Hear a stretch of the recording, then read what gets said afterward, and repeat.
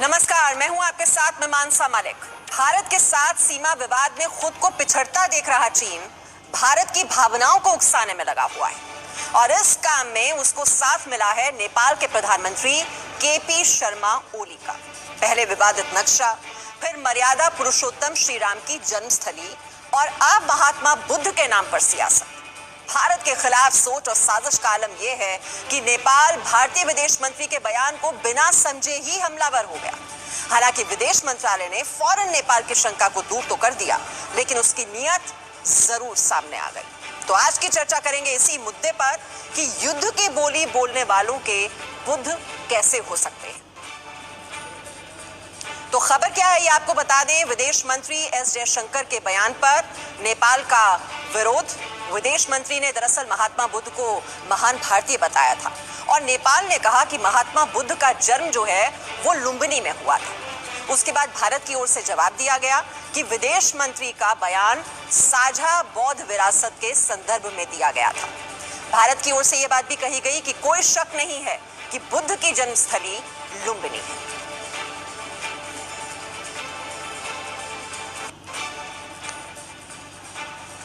तो आइए चर्चा की शुरुआत करते हैं और आज की चर्चा में जो खास मेहमान हमारे साथ शामिल हैं उनका परिचय आपसे करा दूं। हमारे साथ राजनीतिक विश्लेषक शहजाद पूनावाला जुड़े हुए हैं और सईद अब्बास राजनीतिक विश्लेषक भी इस वक्त हमारे साथ हैं। अंतर्राष्ट्रीय मामलों के जानकार सुरेश गोयल जी हमारे साथ हैं। प्रोफेसर करण तेज सिंह बौद्ध धर्म के विशेषज्ञ हैं, वो भी हमारे साथ इस चर्चा में आज शिरकत कर रहे हैं और नेपाल मामलों के जानकार शंभुनाथ भी हमारे साथ इस चर्चा में आज शामिल हैं। सभी मेहमानों का बहुत बहुत स्वागत। शुरुआत में शहजाद आपसे कर रही हूँ। महापुरुषों और देवी देवताओं पर हक जताना नेपाल ने शुरू कर दिया है। पहले श्री राम के बारे में कहना कि वो नेपाली थे और अब बुद्ध पर ये युद्ध कि बुद्ध भी जो थे वो नेपाली थे।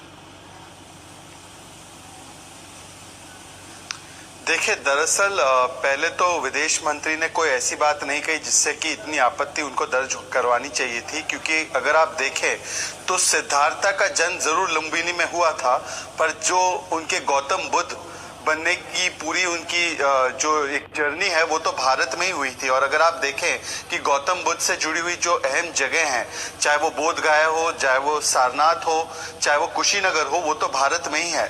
तो एक तरीके से साझा विरासत तो है गौतम बुद्ध के साथ। पर दरअसल ये गौतम बुद्ध और श्री राम की लड़ाई है ही नहीं। दरअसल केपी शर्मा ओली की जो सरकार है वो चाइना के टुकड़ों पर पल रही है।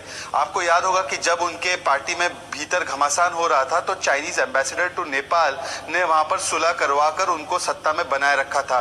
तो जैसे कोई वफादार जानवर अपने मालिक का साथ देता है अंत वक्त तक, उसी तरीके से केपी शर्मा ओली भी अगर अपने मालिक का साथ दे रहे हैं तो उसमें कोई बड़ी बात नहीं है। और ये दरअसल पूरा मामला तब शुरू हुआ जब हमने एक सड़क बनवाई जो हमारे भारत के क्षेत्र में थी। चाइना को उस पर आपत्ति हुई। चाइना खुद से बोल नहीं पाता है, चाइना को गलवान में तो क्या ट्रीटमेंट मिला है उनको पता है, तो नेपाल और बाकी लोगों से वो अपनी बात को कहलवाने की कोशिश कर रहा है। पर नेपाल को समझना चाहिए कि उसका मात्र एक जो दोस्त है, और दोस्त भी ऐसा जिसके साथ बेटी रोटी का रिश्ता है, जिसके साथ सांस्कृतिक रिश्ता है, जिसके साथ जन्मों जन्म का रिश्ता है, वो केवल भारत है। चाइना तो नया नया दोस्त बना है और वो भी कुछ हितों के कारण। उनको ये भूलना नहीं चाहिए। जी बिल्कुल सईद अब्बास, ये जिस देश के साथ रोटी बेटी का रिश्ता और वो अब हक जता रहे हैं, और भगवान बुद्ध जो हैं हमारे लिए वो तो हमारी भावनाओं में है। देखिए, ऐसा है कि भगवान बुद्ध जो है वो एक विश्व गुरु है। न कि हिंदुस्तान, न पाकिस्तान, न नेपाल, न भूटान, कोई भी ऐसा देश ये नहीं कह सकता कि गौतम बुद्ध, गौतम सिद्धार्था हमारे हैं।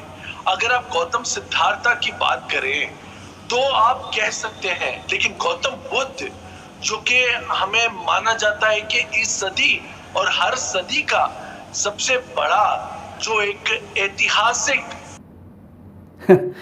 एक मीडिया को इतना भोंकने का शोभा नहीं देती है। ये मीडिया लोग, इंडियन मीडिया लोग बहुत भूख रहे हैं, इस बार बहुत भूख रहे हैं और सारा जनता को भी मालूम है। अरे तुम लोग भूखते क्यों हो इतना?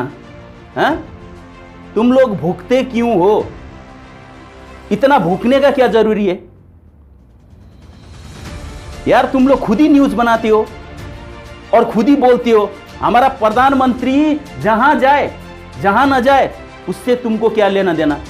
अगर गया भी होता तो भी ठीक है, जहां पर नहीं गया वहां पर तुम लोग बातें बना के इतना उछल मुछल के बस न्यूज बनाने में तुम लोग लगे हुए हो। कहां पर वो जाते हो तुमको मालूम है कभी? हाँ, कुछ भी मालूम नहीं है। और तुम लोगों ने क्या कहा? बुद्ध भारत में जन्मे हैं, सिद्धार्थ गौतम बुद्ध भारत में जन्मे हैं। क्या प्रूफ है तुम्हारे पास सिद्धार्थ प्रूफ भारत में जन्मे करके? अरे ये तो बात छोड़ो, भगवान राम भारत में जन्मे, तुम्हारे पास प्रूफ है? तुम्हारे कोर्ट ने भी तो अभी तक डिसाइड नहीं किया है, तो अभी तुम बोल रहे हो कि जो गौतम बुद्ध नेपाल में जन्मे हैं और कह रहे हो कि भारत में जन्मे। भाई रांची में एक बड़ा सा पागलखाना है ना, वहीं पे जाके रहा करो ऐसे मीडिया लोग, ठीक है? घटिया शब्द मत बोला करो, बार बार किसी का भेजा गर्म करने वाली बातें मत करा करो। झूठ हमें ही बर्दाश्त नहीं होती, हर किसी को बर्दाश्त नहीं होती, तुम्हारे उधर भी, भारत में भी। भारतवासियों को सबको पता है कि बुद्ध का जन्म किधर हुआ है, और उल्टा सीधा बोल रहे हो कि Buddha is born in India. What the hell you are talking, man? कुछ तो सही बोलो, कुछ तो सही बोलो। तुम लोग इतना झूठ बोलने में माहिर क्यों हो रहे हो यार? बार बार झूठ बोले जा रहे हो, बार बार झूठ बोले जा रहे हो। अब देखो, बुद्ध भी ओके, इंडिया में जन्म हुआ बुद्ध का भी ओके, राम का भी बुद्ध उधर ही जन्म हुआ, इंडिया में जन्म हुआ, शिवा का भी उधर ही जन्म हुआ। भाई किया क्या? तुम्हारे उधर एक धर्म के नाम में अभी क्या कर रहे हैं मालूम है? जूते में पानी पिला रहे हैं दलितों को। यही सिखाते हैं तुम्हारे धर्म। भगवान हमारे हैं, हमारे देश में पैदा हुए हैं, ये झूठ बोलने में तो तुम लोग तो पीछे नहीं हटते हो। झूठ पे झूठ बोलते जा रहे हो, और दलितों के साथ इतना अत्याचार करते हो। वो इंसान नहीं है। भगवान गौतम बुद्ध ने क्या कहा था? एक दलितों को नहीं, 1000 दलितों को, सभी को अपना भिक्षु बनाए थे ना, बनाए थे कि नहीं? तो आज इंडिया के अंदर क्या चल रहा है? दलितों को जूते का पानी पिलाया जाता है। यही है तुम्हारा धर्म। हाँ, उसके लिए तो तुम बोलते नहीं हो। हाँ, लुम्बिनी में बुद्ध गौतम बुद्ध बॉर्न इन नेपाल, इस पे कोई शक नहीं है। और भूल जाना, ये बार बार ऐसे फेक न्यूज बनाने के लिए भूल जाना, मैंने बार बार चेतावनी दी है, भूल जाओ ये सब। जो भी तुम्हारे मन में वही बोल दोगे,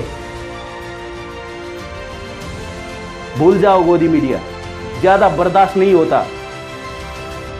जय नेपाल।